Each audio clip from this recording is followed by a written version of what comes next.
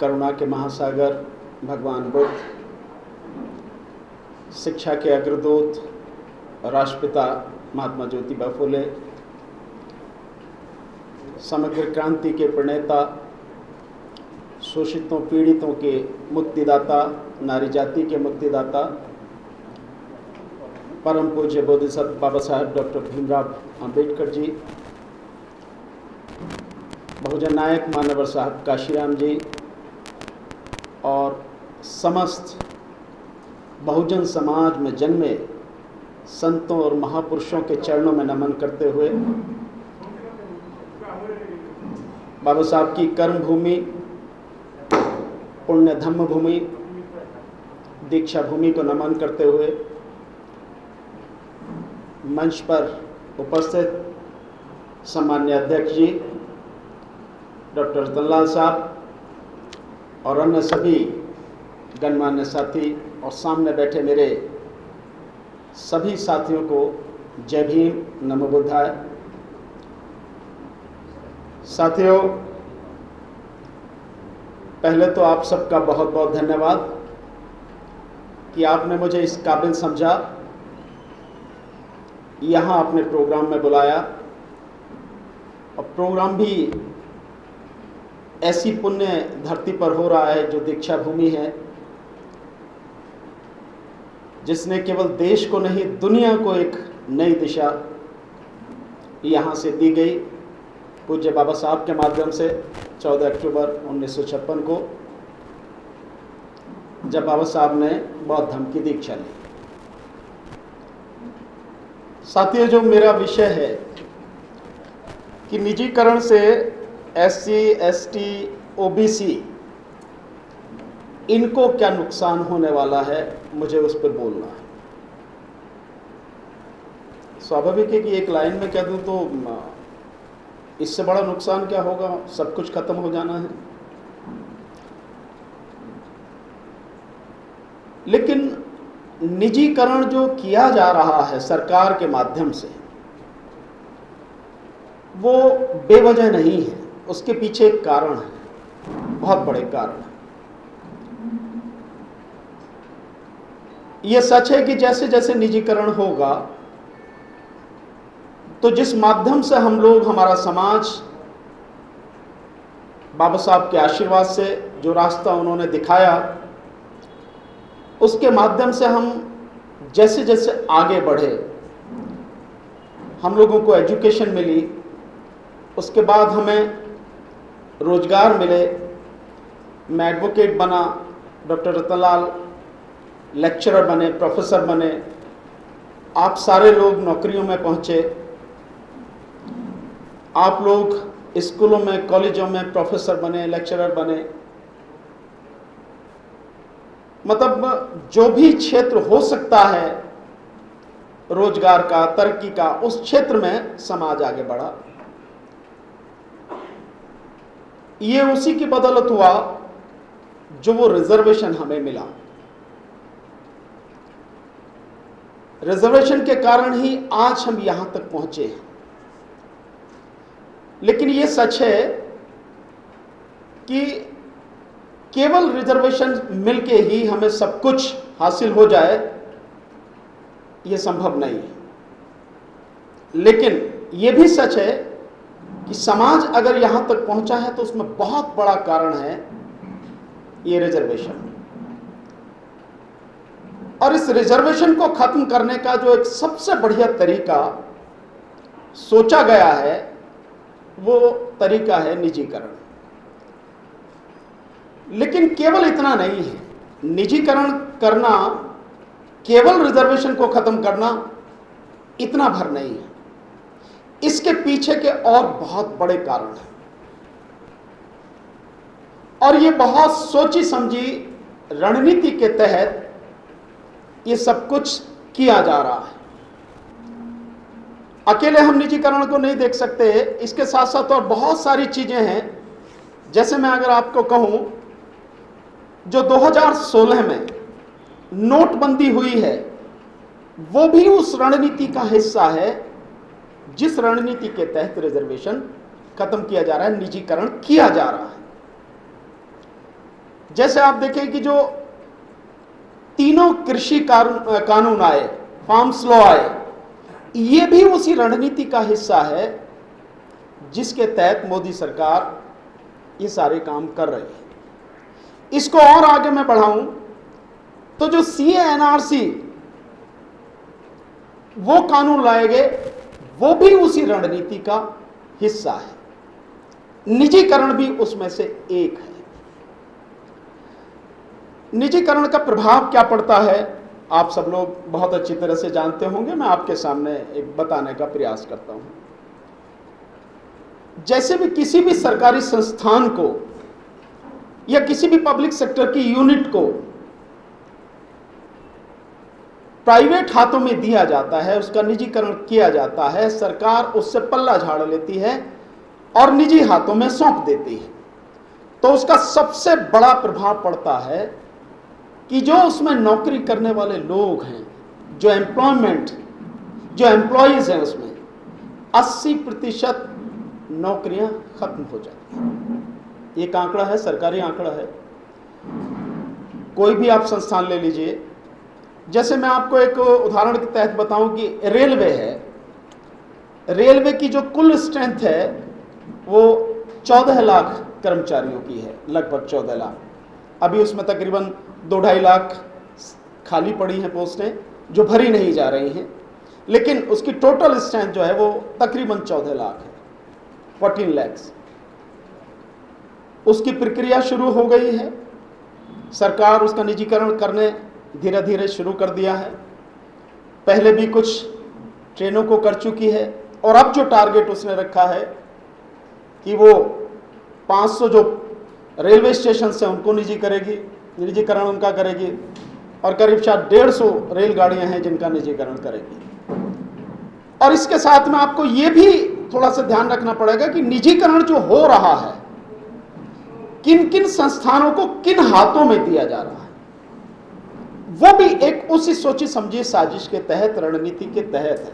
ऐसा नहीं है कि निजीकरण कर दिया, आपने बोली लगाई, आपने लगाई और किसी को भी मिल गया, नहीं। उसमें बाकायदा है, निजीकरण होगा तो रेलवे किन हाथों में जाएगा, निजीकरण होगा तो कम्युनिकेशन सिस्टम किन हाथों में जाएगा, निजीकरण होगा तो एयरपोर्ट्स किन हाथों में जाएंगे, पोर्ट्स किन हाथों में जाएंगे, कोयला किन हाथों में जाएगा, पावर सेक्टर किन हाथों में जाएगा। बहुत सोची समझी साजिश के तहत। केवल हम यही नहीं कह सकते कि निजीकरण हो रहा है तो कोई भी ले लेगा। माना हम लोग ही हैं, जैसे डिक्की का, मान लीजिए कि आप कहेंगे यार डिक्की में भी तो बड़े लोग हैं, दलित समाज के लोग हैं, बड़े पैसे वाले पूंजीपति लोग हैं, तो वो भी खरीद सकते हैं ना, उनको नहीं मिलेगा कुछ भी। बेशक हैं वो पैसे वाले, कहां जाना है ये एक रणनीति के तहत है।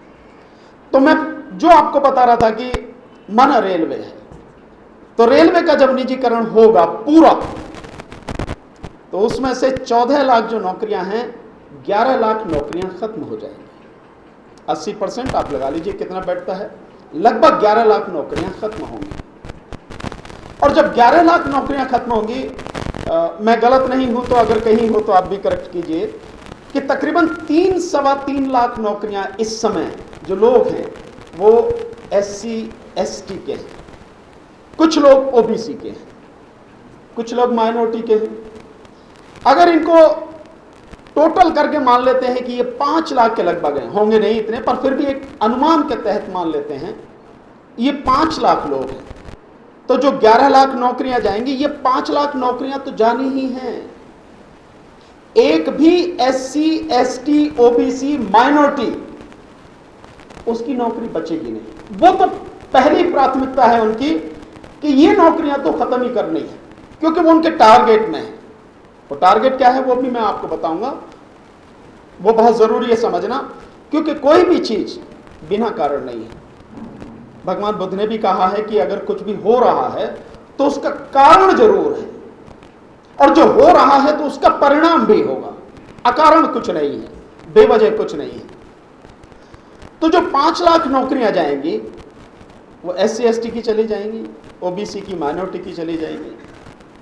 साथ में जो 6 लाख हैं वो जनरल की भी जाएंगी, आप कह सकते हैं सवर्णों की भी जाएंगी, बक्से वो भी नहीं जाएंगे, पर हम उसको साइड में रखते हैं। हम SC ST OBC पर पड़ने वाला जो प्रभाव है हम उस पर करते हैं। तो इस तरह से जितने भी डिपार्टमेंट हैं, अभी तो आप जानते हैं कि सरकार लगभग 196 पेज की 2 वॉल्यूम्स में निजीकरण किस किस चीज का कैसे कैसे करना है, उसकी एक क्या प्राइस गवर्नमेंट ने रखी है, वो सारी चीजें बाकायदा ऑन पेपर लेके आई है। तो वो BPCL बेचेगी तो उसकी क्या कॉस्ट है, वो रेलवे बेचेगी तो उसकी क्या कॉस्ट है, वो हाईवेज बेचेगी तो उसकी क्या कॉस्ट है, वो कॉनकॉर बेचेगी तो उसकी क्या कॉस्ट है। इस तरह से हर फील्ड में हर चीज की उसने एक कीमत लगाई है और उसको लगातार उस तरफ बढ़ रही है। तो ये तो पक्का है कि हमारी नौकरियां तो खत्म हो ही जाएंगी। अब जो हमारी नौकरियां हैं, जो SC ST OBC की नौकरियां हैं, एक तो सेक्टर ये है निजीकरण वाला, यानी पब्लिक सेक्टर यूनिट्स हैं जिनको किया जा रहा है। दूसरा अगर आप देखें, इसी निजीकरण का एक और रूप है जिसे हम कॉन्ट्रैक्ट बेस पे लोगों को रखना नौकरी में, जो शुरू कर दिया गया है सरकार द्वारा, और जो ठेका प्रथा है।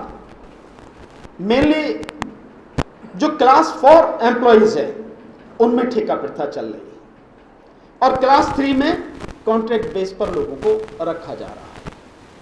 मैं अगर आप इसका एक उदाहरण आपको दूं तो दिल्ली में केजरीवाल सरकार ने मोहल्ला क्लिनिक जो बनाए हैं, उन मोहल्ला क्लिनिक में इसी तरह से डॉक्टर्स को रखा गया है। इतने पेशेंट देखेंगे, उनको ये पैसा मिलेगा, ये इसी तरह से सारी चीजें चल रही हैं। जो ठेका प्रथा है उसकी एक मजेदार बात यह है, काम करने वाले कौन हैं, सफाई कर्मचारी कौन है, मतलब जो सफाई कर्मचारी हैं आज भी सारा काम सफाई का, नाली साफ करने का, गटर साफ करने का वही कर रहे हैं।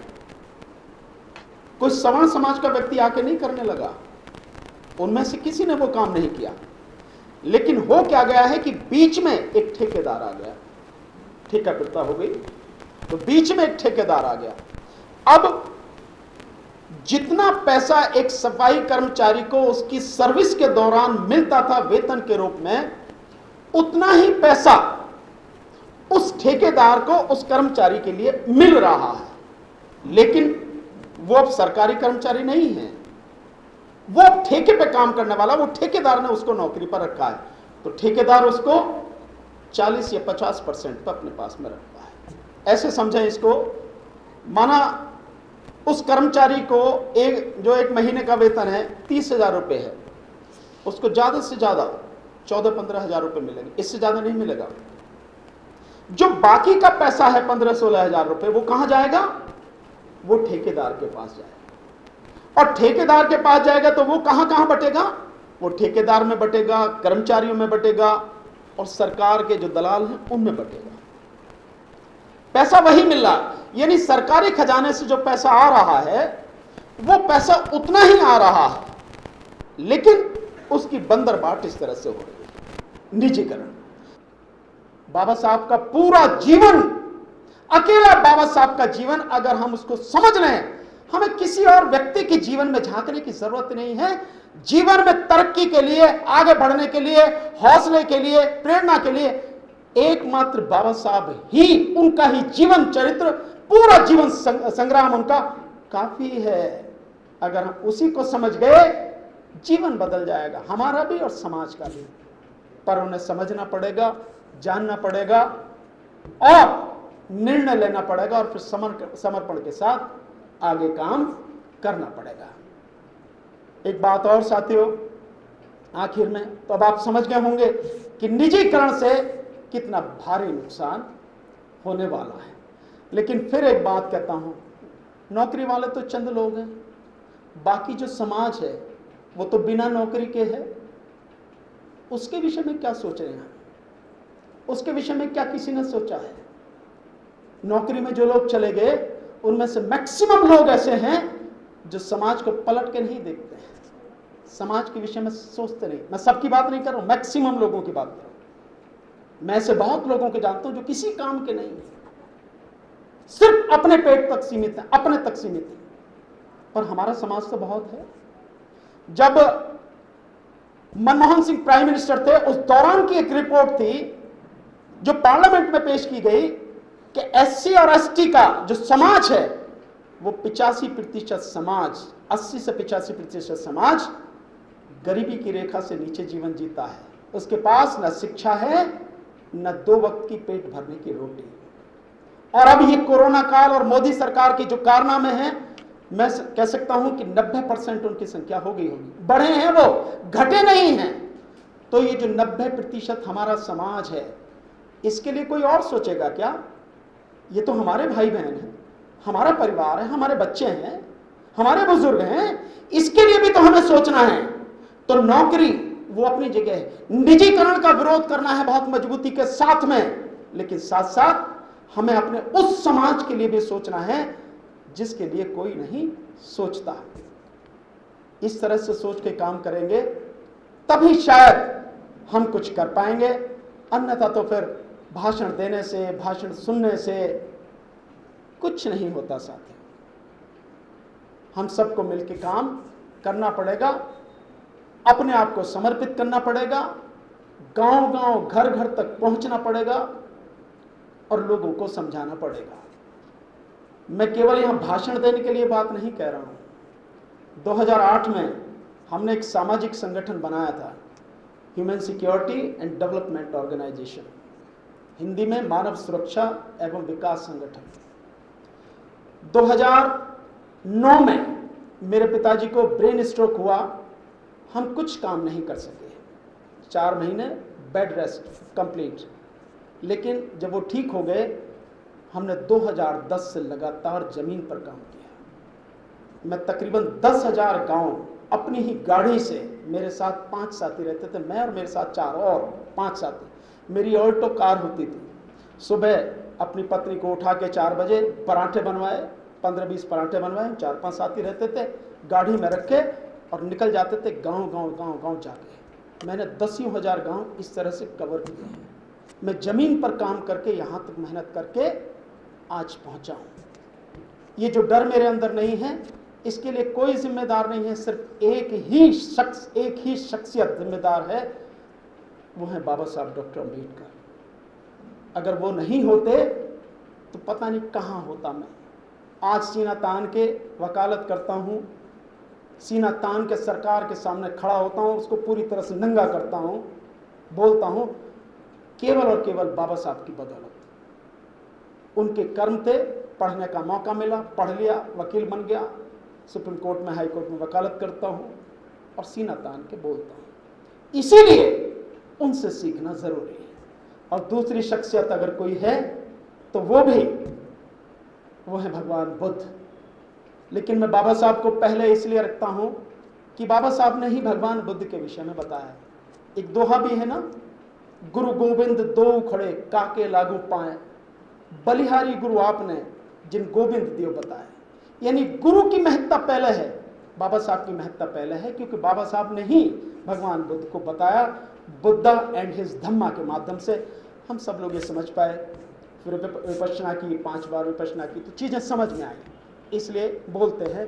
तो मैं आपसे यही निवेदन करूंगा, आखिर में आप सबका धन्यवाद देते हुए, काम करिए, बिना किसी डर के करिए, बिना किसी झिझक के करिए और बिना रुके करिए। कोई फर्क नहीं पड़ता कभी 100 किलोमीटर की स्पीड है और कभी 5 किलोमीटर की, चिंता नहीं, चलते रहना है। चलते रहेंगे, जरूर सफल होंगे। आपने मुझे बुलाया, बोलने का समय दिया, सम्मान दिया, इस दीक्षा भूमि में आने का मौका दिया। आप सबका दिल से बहुत बहुत धन्यवाद, बहुत बहुत शुक्रिया। जय भीम, नमो बुद्धाय।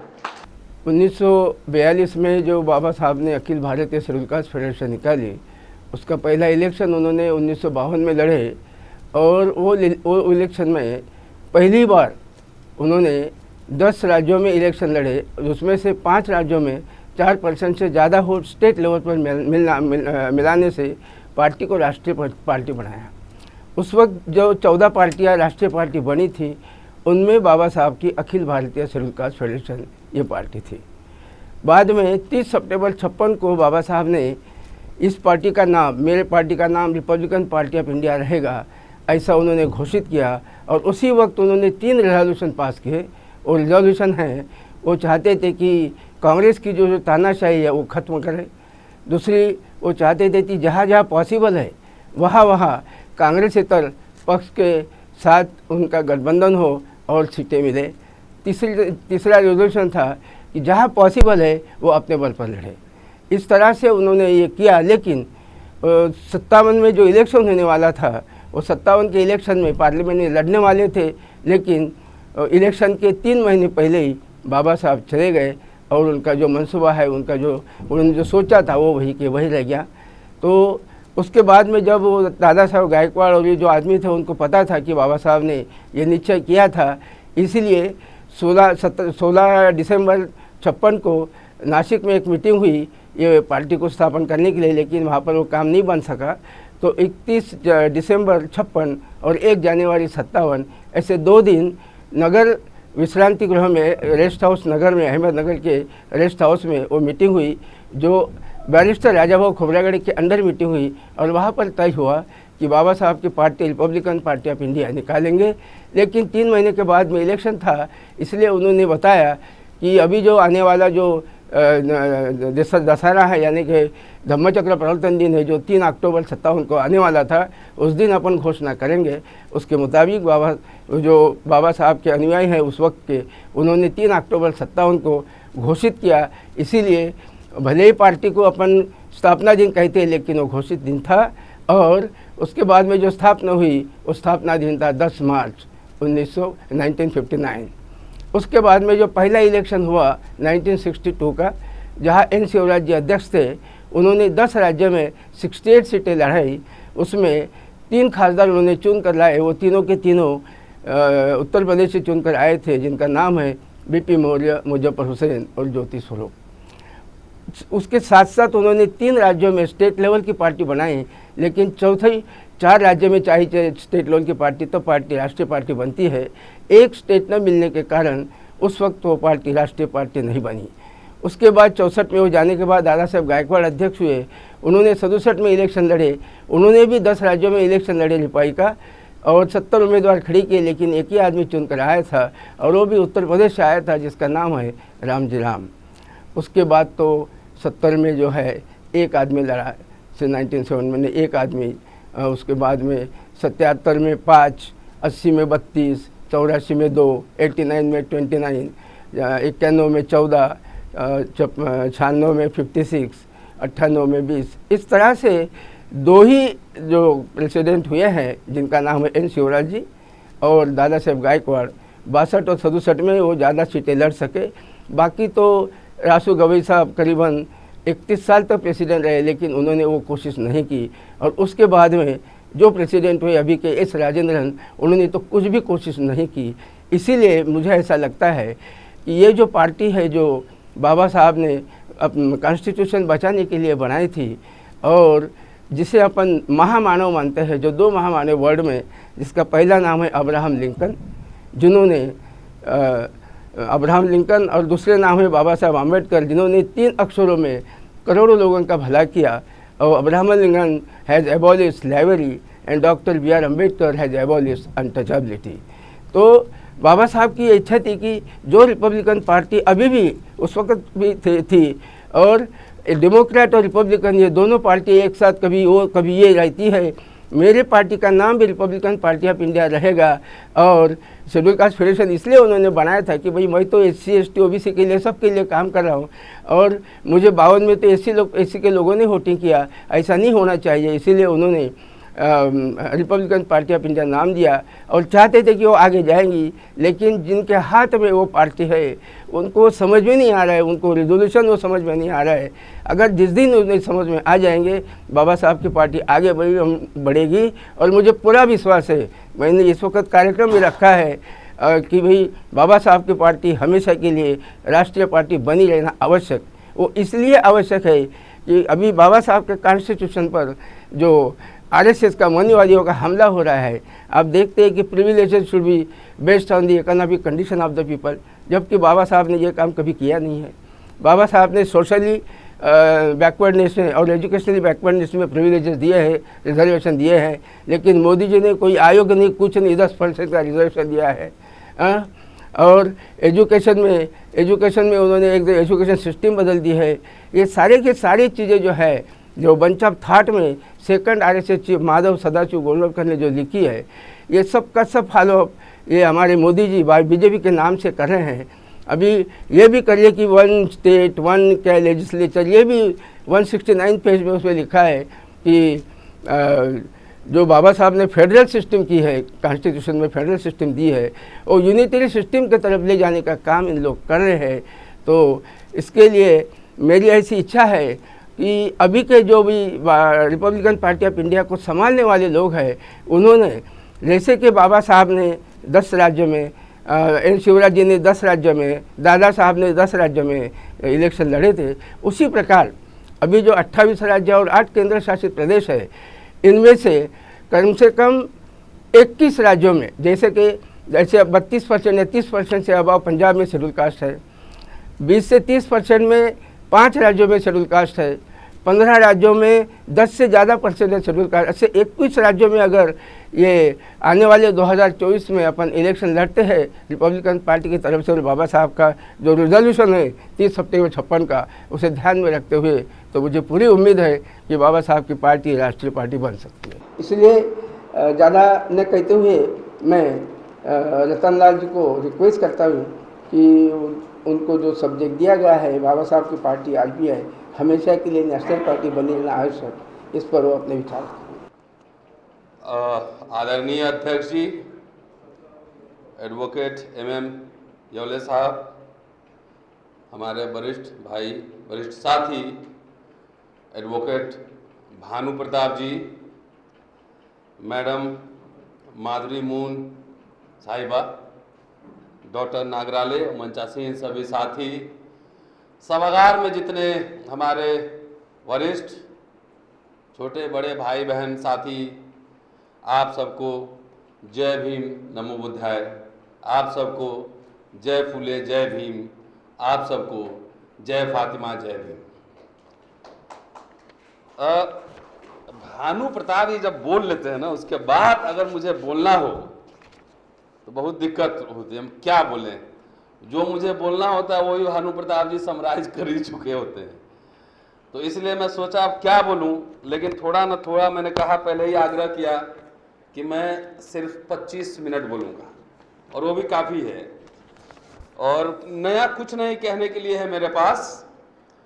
मैं हिंदू कॉलेज में पढ़ाता हूँ, भानु प्रताप जी ने आपको बताया भी, दिल्ली विश्वविद्यालय में छोटा मोटा एक्टिविस्ट हूँ। और एक लॉकडाउन के पीरियड में क्योंकि घर ही बैठना था तो क्या करना था, तो मैंने सोचा कि रोज भाषण देने की आदत है ना, मास्टर हूँ तो रोज 1-2 घंटा बोलना होता है, इसके बाद सभा में, रैली में भी बोलना होता है।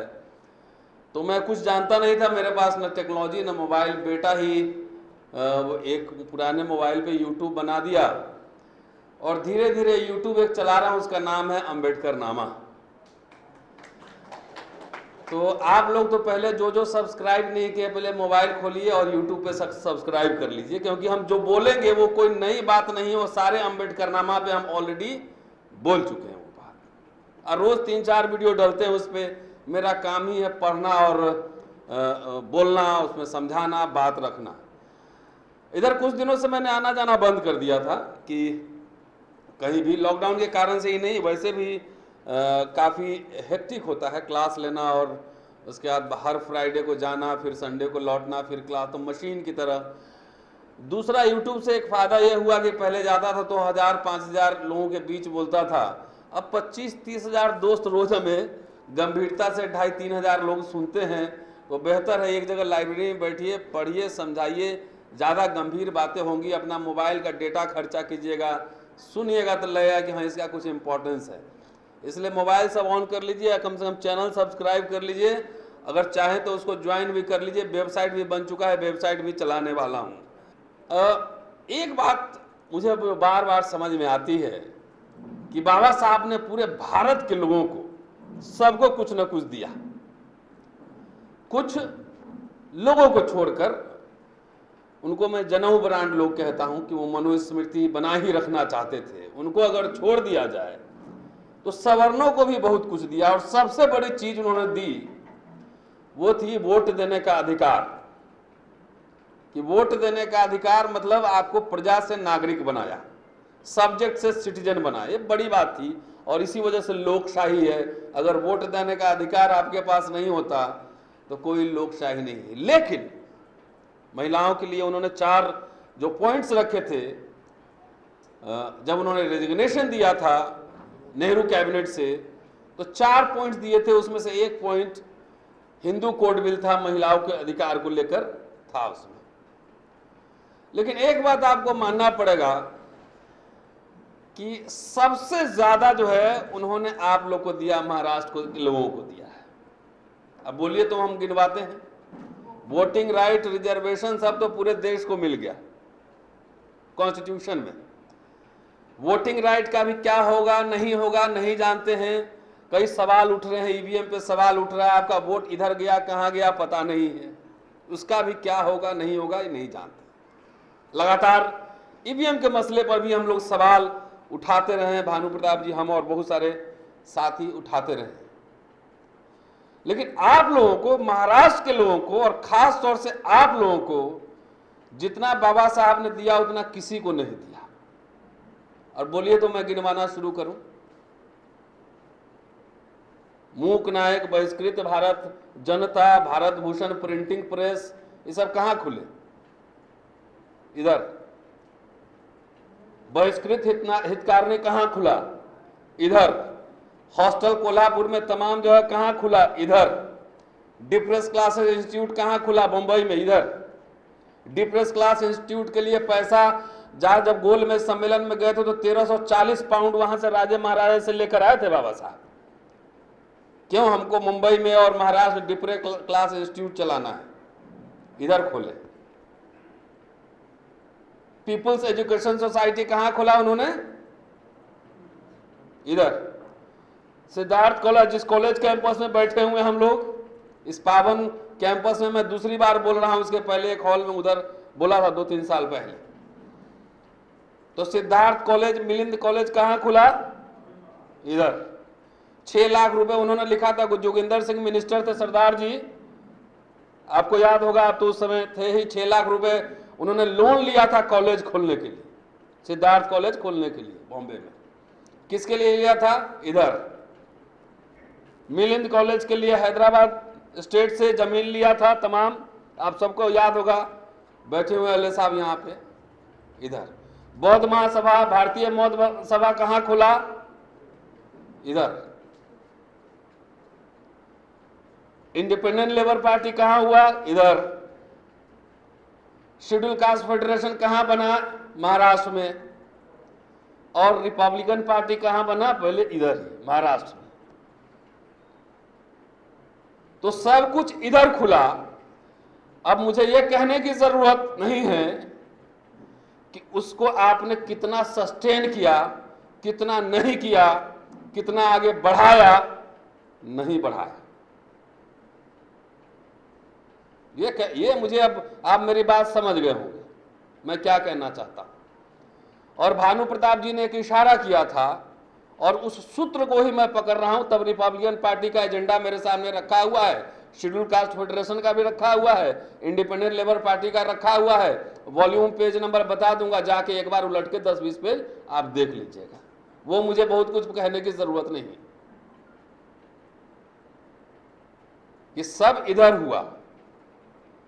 और इन्होंने जो सूत्र दिया था कि नरेंद्र मोदी 2014 में प्रधानमंत्री नहीं बने थे, नहीं बने, उनको प्रधानमंत्री बनाने के लिए 90 साल की तैयारी हुई। आरएसएस 1925 में बना था। उस समय से कभी कांग्रेस, हिंदू महासभा, आरएसएस पहले किस पार्टी में होते थे?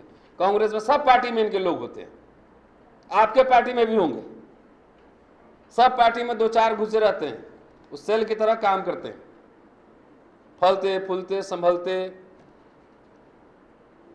आगे धीरे धीरे अपनी ताकत बढ़ाते रहते हैं हर जगह। तो 90 बरस समय लगा। एक सवाल उलट देता हूँ, तब हम रिपब्लिकन पार्टी पे क्या बोलेंगे, सर बैठे हुए हैं सब मेरे से ज्यादा, तो वही बोलेंगे मैं तो बाबा साहब की किताबें पढ़ी। और मैं बोलूंगा अभी तो बाबा साहब का की क्या योजना थी उस पर बोलूंगा, बाद में क्या हुआ रिपब्लिकन पार्टी का उस पर टिप्पणी नहीं करूंगा, क्योंकि मेरे से ज्यादा आप लोग बेहतर जानते हैं। यहां जितने साथी बैठे हैं उसमें से कोई सीए हैं? आप ही लोग से एक सवाल पूछना, सीए हैं? किन्हीं का पुत्र पुत्री, बेटा या बेटी कोई सीए है, इकोनॉमिस्ट है,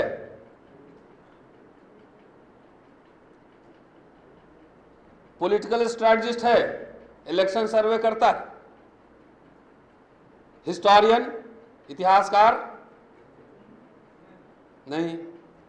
तो आपको राज सत्ता मिल भी जाएगा, संसद और पार्लियामेंट में चले भी जाएंगे, तो करेंगे क्या? सवाल तो ये है, सवाल ये उठा रहा हूं। कह रहे हैं कि 1150 विधायक हैं और काउंसलर या मुखिया तो छोड़ दीजिए, पौने 200 आपके सांसद हैं। तो बेटा को बेटी को न इकोनॉमिस्ट बनाया, सब कुछ बाबा साहब दिए इधर ही। मैं गया था मिलिंद कॉलेज औरंगाबाद यूनिवर्सिटी में गया था बोलने। अच्छा तो ये होता कि भानु प्रताप जी, मैं बिहार का रहने वाला हूं, वैसे दिल्ली यूनिवर्सिटी में पढ़ाता हूं, और भानु प्रताप जी उत्तर प्रदेश के रहने वाले हैं। बेहतर तो ये होता कि यहां से लोग जाते बिहार, उत्तर प्रदेश, हिमाचल प्रदेश, पंजाब में, वहां के लोगों को बाबा साहब के बारे में बताते। मैं अगर गलत कहना हो तो क्षमा कीजिएगा मुझे। जितनी संस्थाएं बाबा साहब ने बनाई, कर्ज लिए, लोन लिए, सब कुछ किया। और आज हम पूछ रहे हैं बाबा साहब के परिनिर्वाण के तकरीबन कितने साल हो गए? 56 से जोड़ लीजिए, मेरा गणित ठीक नहीं है, 75 साल के आसपास हुए होंगे। उसमें उस संस्थाओं को हमने बचा कर नहीं रखा है, यह है असली खेल। उन संस्थाओं क्यों बना रहे थे? सारे पार्टी के मैनिफेस्टो में बता देता हूं, पेज नंबर से लेकर सारे निकाल कर रखा हुआ है उनका मैंने सारे मैनिफेस्टो को उठा, मैंने कॉम्परेटिव स्टडी किया कि इंडिपेंडेंट लेबर पार्टी के बारे में क्या रहे थे, शेड्यूल कास्ट फेडरेशन के बारे में क्या कर रहे थे, शेड्यूल कास्ट स्टूडेंट फेडरेशन, छात्रों के लिए भी उन्होंने दल बनाया था। उसके बाद रिपब्लिकन पार्टी तो 56 में जाके बनाते। तो 3 जो फेज है, वो जब तक आप इस फेज को नहीं समझेंगे, आप 24 का मान्यवर, वो टाइम लगेगा थोड़ा सा। राजनीति का 90 साल लगा है मोदी जी को प्रधानमंत्री बनाने में, और बाबा साहब ने जो जो लिख के दिया है वो भी हम लोग ठीक से नहीं पढ़ पा रहे हैं। ये जो है, ये थोड़ा सा विषय है हमारे गंभीर चिंतन में। क्यों ऐसा हो रहा है? मैंने एक सवाल ही उठा दिया ना, मैं खाली महाराष्ट्र की बात नहीं है। बाबा साहब ने 1945-46 में लॉर्ड लिथलिंगो नाम था, उनसे 3 लाख रुपए पर एनम सरकार से फेलोशिप लेके छात्रों को भेजा था। ठीक कह रहा हूं सर? सरकार से छात्र, योले साहब आपको याद होगा उस समय छात्रों को भेजा था। 15 या 19 छात्र गए थे, मैंने पढ़ के एक वीडियो बनाया था। हाँ वही 18 या हाँ गए थे। उसके बाद वो पता नहीं, लोग कहते हैं कहाँ आए, नहीं गए, कौन थे नहीं थे पता नहीं। इसको आपने ढाल बना लिया। अरे वो जाते हैं, अरे भानु प्रताप जी इन्हीं लोगों से काम लेने, विधायक को इन्हीं मिडिल क्लास लोगों से काम भी लेना है। लड़ रहा है कौन? अगर पढ़े लिखे लोगों ने बाबा साहब को धोखा दिया है, तो पढ़े लिखे लोगों ने बाबा साहब को जिंदा भी किया है, यह भी उतना सही है। हम आप लोग नहीं पढ़े रहते तो यहां इतनी सभा में बैठ के क्या बात करते रहते? इन्हीं लोगों ने जिंदा भी किया है। और जब से हायर स्टडीज में, विश्वविद्यालयों में, वकालत में जाने का थोड़ा सा दिमाग खुला, नहीं तो सब लोग तो जितने लोग बैठे हुए हैं सबसे पूछिए बेटा बेटी क्या कराओगे, तो आईएएस, इंजीनियर और डॉक्टर। सही कह रहा हूं नहीं कह रहा हूं? सही कह रहा हूं? तो सब लोग आईएएस ही बनाओगे तो 60 साल बाद रिटायर करेगा तो एनर्जी कहाँ से रहेगा? सुबह से लेकर 9 बजे रात तक बेचारा बाबू लोग खटता बहुत है ऑफिस में, उसके पास एनर्जी ही नहीं रहती है कि आके मिशन का काम करेगा और सामाजिक काम करेगा। मैं कोई शिकायत करने के लिए नहीं कर रहा, एक को कलेक्टर बनाओ तो एक को इकोनॉमिस्ट भी बना लो। आपको क्या लग रहा है कि मंत्री और आईएएस ऑफिसर आपके मुक्ति की लड़ाई लड़ेगा? किसी कंफ्यूजन में, गफलत में नहीं रहिएगा। बेचारे में बहुत प्रेशर होता है, कोई इंपॉर्टेंट पोजीशन नहीं देगा। जैसे मैं आया था दिल्ली पढ़ने के लिए, मेरे पिताजी ने कहा कि आईएएस बनना है, भाई पुलिस में थे, उन्होंने कहा आईपीएस बनना है। हमने कहा मैं कुछ नहीं बनूंगा, मेरे मर्जी जो वही करूंगा। तो अगर उस समय आईएएस बना रहता था, ज्वाइंट सेक्रेटरी होता, तो ज्वाइंट सेक्रेटरी होता, इतनी किताबें लेख में लिख पाता, आपके बीच बोल पाता, बाबा साहब का मैनिफेस्टो लेके आ पाता। कहने का मतलब यह है कि आपको अंबेडकर अपने घर से ही पैदा करना पड़ेगा। ये जो आदत लगी हुई कि वो दूसरा आके मेरी लड़ाई लगा, कोई मसीहा आएगा, ये इस आदत को छोड़िए। अपने घर से ही वो बाबा साहब पैदा आपको करना पड़ेगा। नहीं हमारा बेटा मैनेजमेंट गुरु बनेगा, भानु प्रताप जी का बच्चा जो है बनेगा भगत सिंह और अंबेडकर बनेगा, ऐसे थोड़ी होता है, ऐसे नहीं होता। तो जितने लोगों को बाबा साहब ने लोन लेके भेजा, सरकार से फेलोशिप दिला के भेजा, तो मान लो आए, हम नहीं जानते, लेकिन कम से कम 15 लोगों का जीवन तो बन गया ना। वो लंदन में सोफा में घुस गए होंगे, कोई भारत आए होंगे, कोई मिनिस्टर बने होंगे, कोई वाइस चांसलर बने होंगे, तो कम से कम 15 लोग का तो बन गया ना। उस समय समाज हमारा बहुत गरीब था। और बाबा साहब को मैं एक बात कहता हूं कि बाबा साहब की जो दवाई है ना, बहुत कड़वी दवाई है। अंबेडकर साहब की दवाई को मैं बहुत कड़वी दवाई कहता हूं। उसका कारण है कि जो भी बाबा साहब को पढ़ेगा ना, वो बहुत कड़वा आदमी हो जाएगा। बाबा साहब जितनी सभाओं में गए हैं, वो खाली मनुवाद पर नहीं बरसते थे, वो अपने लोगों के बीच भी डांटते थे। अगर आपको विश्वास नहीं है, अंबेडकरनामा खोलिए, देखिए, उसने पेज नंबर वाइज मैंने सारे रेफरेंस दिए हैं।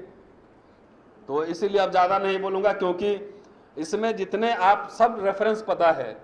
एक बार शिविर लगे और पार्टी के तीनों पार्टी के कार्यक्रम, जितने इंस्टीट्यूशन बनाए थे, एक किताब में लाने जा रहा हूं अभी, धर्मांतरण पे बाबा साहब के। धर्मांतरण 56 में सिर्फ यहां नहीं हुआ था, उसी धरती से बोल रहा हूं। उसके पहले लंबी तैयारी बाबा साहब ने की थी। वो समझ लीजिए कि जब बहिष्कृत भारत मूक नायक 1920 में जब निकाले थे, उसी समय से उन्होंने लिखना शुरू कर दिया था कि हिंदू धर्म 4 मंजिला इमारत है, जिस फ्लोर पे जो पैदा हुआ उसी में मर जाना है उसको। तो प्रक्रिया वहीं से शुरू हो गई थी 1920 से, प्रोसेस। तो पूरी एक किताब ला रहा हूं और एक किताब बनाऊंगा संस्थाओं के निर्माण में डॉक्टर अंबेडकर। खाली पार्टी नहीं, संस्था, मतलब बहुत सारी संस्थाएं। जब संस्थाएं बहुत सारी बनेगी, संस्थाएं मजबूत होंगी, तो रिपब्लिकन पार्टी ऑफ इंडिया भी मजबूत होगा, पॉलिटिकल पार्टी। तभी बार बार अंबेडकर कहते हैं कि सोशल डेमोक्रेसी अगर नहीं है तो पॉलिटिकल डेमोक्रेसी नहीं चलेगा। सोशल डेमोक्रेसी बनेगा इंस्टीट्यूशन से, इंटेलेक्चुअल लोग चाहिए, काम करने वाले लोग चाहिए। अगर नहीं होंगे तो कितना भी हम लोग कुछ कर लें। बहुत सारे एक्सपेरिमेंट हो चुके हैं आज़ादी के बाद पॉलिटिकल पार्टी को लेकर। तो इसीलिए चलते चलते यही कह रहा हूं कि सबसे ज़्यादा बाबा साहब ने आप लोग को दिया है, तो कुछ वापस करने की भी जिम्मेदारी आपकी है। मैं कह रहा हूं कि कहीं और नहीं तो महाराष्ट्र से ही कुछ इस तरह का स्कीम निकालिए कि बाबा साहब तो गायकवाड़ होंगे नहीं, ना साहू जी महाराज होंगे, तो आपको खुद ही गायकवाड़ साहू जी महाराज बनना पड़ेगा। कभी और आएंगे तो पूरे लक्ष्य कार्यक्रम पे विस्तार से बात करेंगे। अभी 40 मिनट में बोल चुका, 25 मिनट ही मैंने कहा था। शुक्रिया, जय भीम, फिर मुलाकात होती है। या कार्यक्रमाचे अध्यक्ष राजेंद्र गवई हे अध्यक्षस्थान भूषवणार होते, पण ते का येऊ शकले नाही हे मला माहीत नाही। परंतु या ठिकाणी मी माझा सत्कार ज्याने केला ते आमचे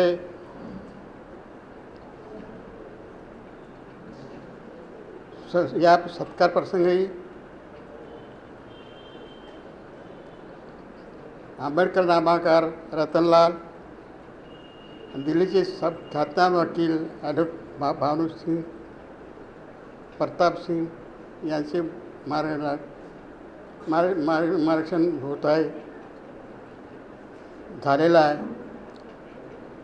या ठिकाणी मी बाबासाहेब आंबेडकर यांचं महापरिनिर्वाण 6 डिसेंबर 56 झालं. त्यावेळेस मी विद्यार्थी होतो. मी बाबासाहेबाच्या अंतिम दर्शनासाठी गेलो होतो.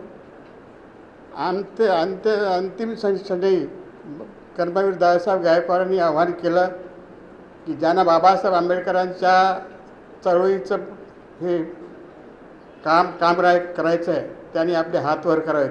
त्यावेळेस मी माझा हात वर केला आणि हात वर घेऊन शपथ घेतली की मी माझं आयुष्य मी या बाबासाहेबांच्या चळवळीसाठी मी अर्पण करेन.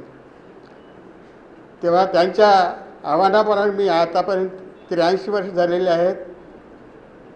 मी पार्टीचं काम करत आहे. पार्टीचा अध्यक्ष मी या स्मारक समितीचा 1972 पासून या स्मारक समितीचा सदस्य आहे. 49 वर्ष झाले. मी बाबासाहेबांच्या 14 ऑक्टोबर 56च्या धम्मदीक्षेच्या वेळेस 17 वर्षाचा असताना देखील मी हजर झालो. मी दीक्षा घेतली बाबासाहेबांच्या हस्तेच. त्यावेळेस मी याच दीक्षाभूमीच्या फार दूरवरून बाबासाहेबांना पाहिलं होतं. तेव्हापासून मी रिपब्लिकन दीक्षाभूमीचा इथं आहे. दीक्षाभूमीच्या मी योगायोगानं मी इथं एक सदस्य आहे. 49 वर्ष होतात. मी इथं दरवर्षी इथं येतो, बाबासाहेबांना अभिवादन करतो. आणि हे स्मारक जे उभं केलेलं आहे याच्यामध्ये माझं जे काही योगदान होतं ते केलेलं आहे. मी इथं बाबासाहेबांच्या या भव्य दिव्य अशा स्मारकासमोर बाबासाहेबांनी बौद्ध धर्म घेतल्याच्या नंतर 22 प्रतिज्ञा दिल्या होत्या. 22 प्रतिज्ञाचं आम्ही 22 प्रतिज्ञा आम्ही पाळतो. 22 प्रतिज्ञाचं संकलन इथं मोठा स्तंभ उभा करून तिथे 22 प्रतिज्ञा आपण लावलेल्या आहेत. मोठा स्तंभ उभा करून तिथे 22 प्रतिज्ञा लिहिलेल्या आहेत. 22 प्रतिज्ञामध्ये बाबासाहेबांचा खरं म्हणजे RSSला विरोध होता इथं दीक्षा समारंभ होऊ नये म्हणून. परंतु बाबासाहेबांनी जुगारून लावून इथं दीक्षाभूमीवर धर्मदीक्षा घेतली. 13 ऑक्टोबर 35 साली बाबासाहेबांनी घोषणा केली होती, मी हिंदू धर्मात जन्मलो, त्याला माझा नाईलाज होता, पण मी हिंदू म्हणून म्हणणार नाही, मी बौद्ध धर्म स्वीकारेन. 13 ऑक्टोबर 35 साली केलेली घोषणा त्यांनी 56 साली पूर्ण केली. येवले मुकामी घोषणा केल्याच्या नंतर मी माझं नाव येवले ठेवलं. त्याचं कारण असं आहे की मी पारव्याचा राहणार आहे, तालुका वसमत, जिल्हा परभणीचा. पण मी येवले नाव घेतलं ते केवळ बाबासाहेबांनी केलेल्या घोषणेमुळं. मामा येवले म्हणतात. मी मिलिंद महाविद्यालयाचा विद्यार्थी आहे. मिलिंद महाविद्यालयामध्ये मना वानखेडे हे प्रिन्सिपाल होते. मी विद्यार्थी आंदोलनामध्ये त्यावेळेस रिपब्लिकन स्टुडंट्स फेडरेशन ही संस्था विद्यार्थ्यांची संघटना होती. त्यावेळेस केंद्र सरकारनं 60% मार्क असतील तर त्या शिष्यवृत्ती द्या अशी आदेश काढला होता. त्यावेळेस मी त्याच्या विरुद्ध आंदोलन केलं. त्या आंदोलनात मी यशस्वी झालो आणि ते अट रद्द करायला लावली. तेव्हापासून मला वानखेडे आईने म्हणाले, तुझं नाव काय? मी म्हणून माणिक. बापाचं नाव माधवराव. अरे तू तर आमचा मामा असं म्हणे. वानखेडे साहेबांनी मला मामा येवले बनल्यापासून मी येवले मामा येवले म्हणून ओळखला जातो. आम्ही कार्य करतो ते बाबासाहेबांच्या चळवळीमध्ये काम करताना. मी रिपब्लिकन पार्टीचा जन्मताच रिपब्लिकन आहे, बुद्ध आहे. तेव्हा रिपब्लिकन पार्टीच्या सगळ्या आंदोलनामध्ये भाग घेतला. 1959 सत्याग्रह, 1964 सत्याग्रह याच्यामध्ये मी काम केलेलं आहे. तेव्हा रिपब्लिकन पार्टीचा मी जन्मताच रिपब्लिकन असल्यामुळं योगायोगाने मला दादासाहेब रासुगावीनं मला उपाध्यक्ष केलं, पार्टीचा उपाध्यक्ष झालो. तेव्हा मामा येवले मला जे म्हणतात ते माझ्या नावावर मी मामा झालो. मामा येवले म्हणतात. मला या ठिकाणी आवर्जून एवढंच सांगायचे, बाबासाहेबांनी 22 प्रतिज्ञा दिलेल्या आहेत. ते 22 प्रतिज्ञा RSS वाल्यांना मान्य नाहीत. RSS वाल्यांना बाबासाहेबांनी 22 प्रतिज्ञा दिल्या असं म्हणतात, RSS वाल्यांचं म्हणणं आहे. पण 22 प्रतिज्ञा बाबासाहेबांनी दिल्या होत्या आणि 22 प्रतिज्ञा दिलेल्या आहेत. त्याचं स्तंभ उभं केलेलं आहे. इथं 22 प्रतिज्ञा इथं लिहून ठेवलेल्या आहेत. त्या बाबासाहेबांच्या म्हणण्याप्रमाणे जे 22 प्रतिज्ञा पाळतात तेच बाबासाहेबांचे खरे अनुयायी आहेत. बाबासाहेबांचे अनुयायी ज्याला म्हणून घेता येईल त्यांनी या 22 प्रतिज्ञा पालन केल्या पाहिजे. ज्यांना बाबासाहेब आंबेडकरांच्या रिपब्लिकन पार्टीवर काम करायचे त्यांनी 22 प्रतिज्ञा मानल्या पाहिजेत. बाबासाहेबांनी दादासाहेब गायकवाड यांच्या म्हणण्याप्रमाणे, दादासाहेब रासुगावी यांच्या म्हणण्याप्रमाणे प्रकाश आंबेडकरला, रामदास आठवलेला, जोगेंद्र कवाडेला स्वतः 4 खासदार आले. ते 4ही खासदार हे बाबासाहेबांच्या याच्यामुळे आलेले आहेत. 22 प्रतिज्ञा पाळतात तेच खरे अनुयायी बाबासाहेबाचे. 22 प्रतिज्ञा पाळतात तेच बाबासाहेबाचे खरे नेते. जे 22 प्रतिज्ञा मानत नाहीत ते मला जे मानत नाहीत त्यांना मी नेता मानणार नाही. मी रक्ताचा शेवटचा थेंब असेपर्यंत रिपब्लिकन पार्टीमध्ये राहणार आहे. मी रक्ताचा शेवटचा थेंब असेपर्यंत मी बौद्ध म्हणून राहणार आहे. मी महार म्हणून कधीही निवडणूक लढवणार नाही. जनरल जागेवरच निवडून आलो. मी रिपब्लिकन पार्टीच्या वतीनं मी नांदेडला रिपब्लिकन पार्टीच्या वतीनंच बाबासाहेब आंबेडकरांचा पुतळा उभा केला. भीमघाट नावाचे गोदावरी नदीकाठी असलेलं भीमघाट ते बांधून घेतलं. गुरु गोविंदसिंगजी यांची गुरुतागतीचा कार्यक्रम होता. त्या काळात लड्डूसिंग महाजन हे गुरुदास बोर्डाचे अध्यक्ष होते. त्याच्या वतीनं ते भीमघाट बांधून घेतला. गोदावरी नदीकाठी भीमघाट हे मोठं पवित्र स्थान आहे, स्थान आहे. बाबासाहेब आंबेडकरांचा पुतळा मी नांदेडलाच उभा केला आणि भीमघाट हे बांधून काढला. तेव्हा भीमघाट आणि रिपब्लिकन पार्टी याच्याशी माझा अतूट नातं आहे.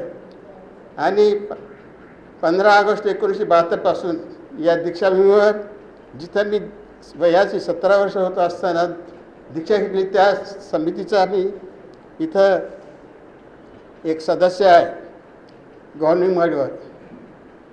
तेव्हा या 49 वर्षाच्या काळामध्ये बाबासाहेबांच्या अनेक आठवणी मला येतात. दादासाहेब गायकवाड यांच्या म्हणण्याप्रमाणे मी दीक्षाभूमी बाबासाहेब आंबेडकर स्मारक समिती दीक्षाभूमी या गव्हर्निंग बॉडीचा सदस्य असल्यानं मी आवाहन करतो की आपण 22 प्रतिज्ञाचं पालन करा. 22 प्रतिज्ञा आचरणात आणा आणि जे 22 प्रतिज्ञा मानत नाहीत त्याप्रमाणे आचरण करत नाहीत त्याला मी बाबासाहेबाचा अनुयायी म्हणत नाही, बाबासाहेबाचा नेता म्हणून म्हणत नाही. तेव्हा बाबासाहेबांनी दिलेल्या 22 प्रतिज्ञा आपण पाळल्या पाहिजेत. बाबासाहेबांनी दिलेल्या 22 प्रतिज्ञाचं पालन आपण केलं पाहिजे, एवढीच विनंती करू. माझा सत्कार केल्याबद्दल या ठिकाणी हजर असलेले आमचे पंतप्रधान आंबेडकर नामाकार रतनलाल, ॲडव्होकेट भानुसिंग प्रतापसिंग यांना